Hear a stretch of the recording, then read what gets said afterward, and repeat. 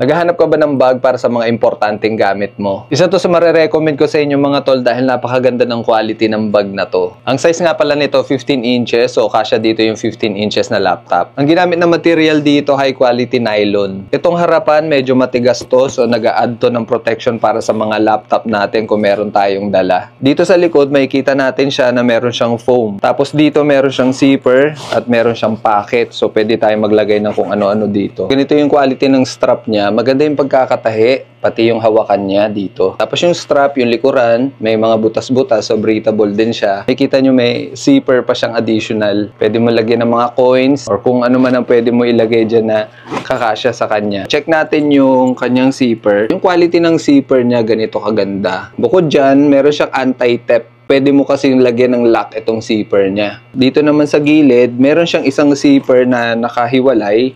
Kapag binuksan natin to, may expand pa natin yung bag. Ganyan siya kalapat kapag binuksan natin yung unang zipper niya. So yung main compartment niya, yung pinakamalaking zipper, bubuksan natin.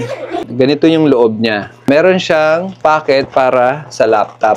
Ayan. Tapos meron siyang ganitong lock, stretchable na merong velcro. Tapos ito yung loob ng kanyang pocket.